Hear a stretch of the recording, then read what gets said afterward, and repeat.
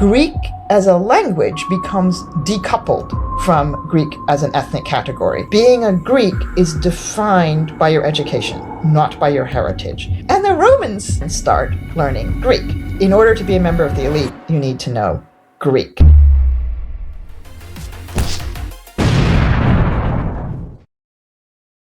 I've run into this idea that Greek, ancient Greek, or obviously Greek at the time, had held this status of being a more, not necessarily elite language, but almost a better, quote unquote, better language than Latin. Now, was that just because Greek were running around conquering and they were winning? No, Okay. that's not quite. This is a really interesting story. So originally, go back to like the 5th century BC. Basically, Greek is a language that is spoken by people who are ethnically Greek, just the way other languages are spoken by, like Latin at that period, it's being spoken by people who are ethnically Latin, which means a certain region in Italy. And Oscan is being spoken by the Oscans, etc. But Greek expands beyond that base. And that has a lot to do with Alexander the Great, where people think, oh, Alexander the Great, he conquered the Eastern Mediterranean, he brought lots of Greek speakers who settled there, and that's why everybody ended up speaking Greek. Mm-hmm. But it's more complicated than that, because yes, Alexander the Great obviously did conquer the Eastern Mediterranean, but actually he was responsible for a very small number of Greek speakers settling in those areas. Those Greek speakers, however, were the people in charge because they'd just been conquered. Mm-hmm. And so they caused other people to decide to learn Greek, and at least in Egypt, where again we have more evidence in Egypt than anywhere else, the new elite of Greek speakers, they wanted there to be more Greek speakers. They actively wanted to broaden that base because Egypt had an immense history, and it was a very well-organized, well-centralized, well-functioning country with an enormous and efficient and good bureaucracy. Mm. And that bureaucracy was always in Egyptian, right? Because, I mean, for thousands of years, this country had been doing things in Egyptian. And that means that the new elite cannot understand it. Now, of course, they could have chosen to learn Egyptian, but Egyptian is hard. And actually, in terms of the writing system, Greek is just phenomenally easier because it's written in an alphabet, right, which, there's 20 odd letters. Exactly how many letters depends on which version of the alphabet. It's not that many that you need to learn.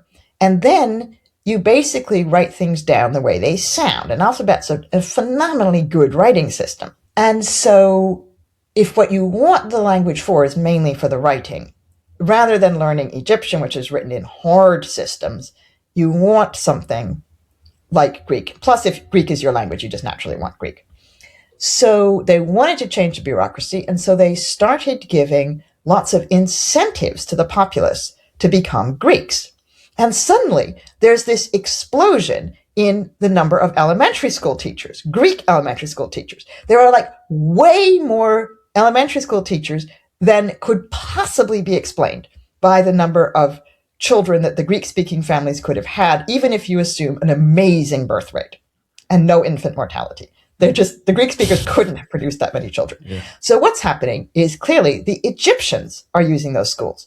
Now, what I don't know is it Egyptian children, or is it actually the adult bureaucrats are simply retraining? They're going back to school in another language, they're learning the language, and they're keeping their jobs in the bureaucracy. I wouldn't rule that out. But in any case, Greek as a language becomes decoupled from Greek as an ethnic category in the sense that anybody, anywhere who can go, can afford the school, they learn Greek, they have a certain amount of Greek education. So in order to count as a Greek, it's not just that you speak the language, you have to read it and write it, and you have to have studied certain things, including the Iliad. But assuming you've done that, you count as a Greek, not as an Egyptian, and it doesn't matter who your parents were.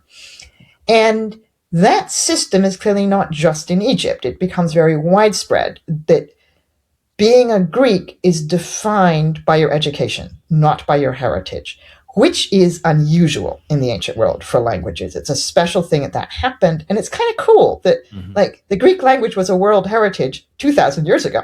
Wow. And so the Romans come along, and they're gradually conquering Italy. And they encounter these Greek speakers who have this perspective on Greek, that Greek is what makes you a member of the elite, not your heritage, but your education in Greek. And the Romans don't accept that. They say, nonsense, we're going to conquer you. It's not like the Greeks are conquering them. They are conquering the Greeks. And the Greeks say, you guys are barbarians. These are the Italian Greeks. And the Romans say, okay, you think I'm a barbarian, I'm going to kill you. And so then they've conquered all of the Greek speakers in Italy. And instead of saying, okay, we accept that you are better than we are, the Greek speakers say, you guys are still barbarians. You got bigger swords than we do. You got better military technology, but you're barbarians with bigger swords. And the Romans think about this for a while, and they think, you know what? If you can't lick them, join them. And so they then start learning Greek.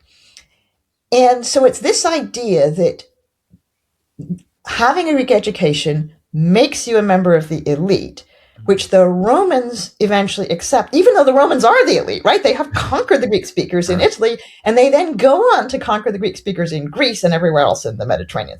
There are no Greek speakers left by the year 1 that have not been brought under Roman control. But nevertheless, the Romans have bought into this concept that in order to be a member of the elite, you need to know Greek. So that's where that comes from, really. It's not that the Greek language is better, it's that it has this social cachet.